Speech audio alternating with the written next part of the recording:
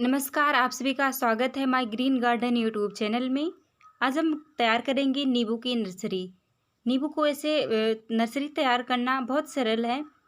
आप पके हुए नींबू को जो मार्केट से आते हैं या फिर पेड़ पर लगे हुए हैं उसको तोड़ लीजिए और इसकी पतली पतली स्लाइसेस काट लीजिए। तो इसकी पतली स्लाइसेस काटने से इसकी जो सीड है उसको हम निकाल लेंगे। आप चाहे तो 2 टुकड़े करके जैसे नींबू निचोड़ा जाता है आप वैसे भी करके इसके सीड को निकाल सकते हैं। तो चलिए यहाँ पर हम स्लाइसेस को काट लिए हैं। अब इसकी जो सीड है इसको हम निकाल लेंगे। तो एक नींबू में लगभग 15 से 20 सीड आ जाते हैं, कुछ में कम भी रहते हैं।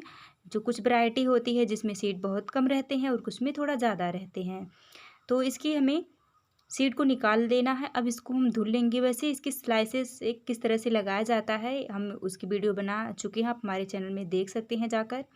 अब हमें इसके सीड को धुल लेना है। ये क्षारीय होता है तो कभी कभी ऐसा होता है कि इसको अगर हम लगाते हैं ऐसे तो ये लगता नहीं है, तो इसीलिए हमें इसको धुल लेना है। तो धुलने के बाद ऐसे हम निकाल लेंगे थोड़ा सा। हो सके तो अगर आपको जल्दी से इसको उगाना है तो इसके सीड को थोड़ा सा आप रगड़ दीजिए किसी चीज़ पर, नहीं तो ऐसे भी ये 15 से 20 दिन में उगने लगते हैं। कोई ज़रूरत नहीं है रगड़ने की। बहुत सारे लोग इसके छिलके को उतार के और इसको ग्रो करते हैं, लेकिन अगर इसी तरह से लगाया जाए बिना इसके छिलके उतारे बिना रगड़े होगी तो ये 15 दिन में इसमें थोड़ा थोड़ा करके पत्तियां आने लगती हैं। तो अब इसको हम धुल चुके हैं। आप यहाँ पर देखेंगे 17 से 18 सीड हैं। इसका जर्मिनेशन बहुत अच्छा होता है। लगभग 99% इसका जर्मिनेशन हो जाता है। इसकी सिर्फ जो सीड है स्वस्थ रहनी चाहिए। अब यहाँ पर जो सॉइल लेनी है कि 70% नॉर्मल गार्डन सॉइल और 30% गोबर की खाद लेंगे हम, और एक कोई पॉट में भर लेंगे जिसमें ड्रेनेज होल नीचे बना रहे। अब सीड को हमें थोड़ी दूरी पर इस तरह से बिखराना है। पास पास नहीं सीड को रखनी है। अगर हम पास रखेंगे तो जब ये नर्सरी तैयार होगी तो प्लांट बहुत ही वीक होंगे, स्ट्रांग नहीं रहेंगे। तो इस बात का हमें ध्यान रखना। अब थोड़ा सा सॉइल में दबाकर और ऊपर से हमें सॉइल डालना है।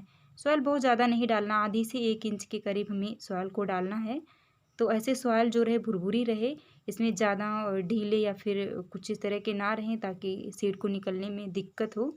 तो हल्के हाथों से दबाएंगे, बहुत ज़्यादा नहीं दबाना है। अब स्प्रे करके हम पानी डालेंगे।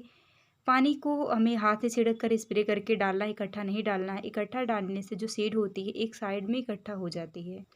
अब इसकी नर्सरी को हमें लगाए हुए 15 दिन हो गए हैं। 15 दिन के बाद इसमें 2 लीफ आ चुकी है। तो इसको किस जगह पर रखना है ये बहुत ज़रूरी होता है। इसको जहाँ पर सुबह की 1 से 2 घंटे की धूप आती रहे हम उस स्थान पे रखेंगे। ना ही हमें डायरेक्ट छाया में रखना है, ना ही डायरेक्ट सनलाइट में हमें रखना है। तो आपको यहाँ पर दिखाएंगे कि ये जो सीड है, सीड की जो रूट निकली हुई है लगभग जितना ऊपर इसकी ब्रांच और लीफ है उससे ज़्यादा नीचे इसकी रूट गई हुई है। तो इसकी जो रूट होती है बहुत स्ट्रांग होती है जैसे इसके प्लांट होते हैं। तो अब यहाँ पर हम पानी डाल देंगे। नमी में बराबर बनाए रखना है। अगर गर्मी का मौसम है तो दूसरे तीसरे पानी डालेंगे तो चल जाएगा। अगर सर्दी का मौसम है तो 1 हफ्ते में पानी देंगे तो भी ये पानी ज़्यादा दिन तक चलता है, क्योंकि सर्दी में ऐसे भी इन्वायरमेंट में मॉइस्चर रहता है तो पानी ज़्यादा देने की ज़रूरत नहीं पड़ती। लेकिन ये गर्मी का मौसम है तो आप यहाँ पर देखेंगे कितना ये ड्राई हो गया है और इसमें हम पानी डाल देंगे। तो इतना ड्राई आप बिल्कुल भी मत करिएगा, क्योंकि कभी कभी पौधे जो है सूखने लगते हैं। आप इसमें बराबर नमी बनाए रखिए, लेकिन बहुत ज़्यादा पानी ना डालिए। बहुत ज़्यादा पानी डालने से रूट सड़ने की डर रहती है। तो अब इसको लगाए हुए 50 दिन हो गए। 50 दिन के बाद बहुत अच्छा रिजल्ट रहा है। आप यहाँ पर देख सकते हैं कि कितने अच्छे कितने हेल्दी ये पौधे तैयार हो गए हैं। तो अब इसको हम बहुत आसानी से कहीं कहीं पर भी लगा सकते हैं, चाहे गमले में या फिर जो है डायरेक्ट ज़मीन में। तो इसकी जो रूट है जितना ऊपर ब्रांच निकली हुई है उतना ही इसकी रूट है, कहीं उससे ज़्यादा बड़ी। तो इस तरह से हम नींबू के सीड को तैयार करके एक नया प्लांट को बना सकते हैं। तो इसी तरह की अगर आपको वीडियो पसंद आती है तो आप इस चैनल को सब्सक्राइब कर लीजिए। वीडियो अगर आपको अच्छी लगी हो तो वीडियो को लाइक कर दीजिए। वीडियो के लास्ट तक बने रहने के लिए आप सभी का बहुत बहुत धन्यवाद। जल्द ही मिलेंगे किसी एक और वीडियो में।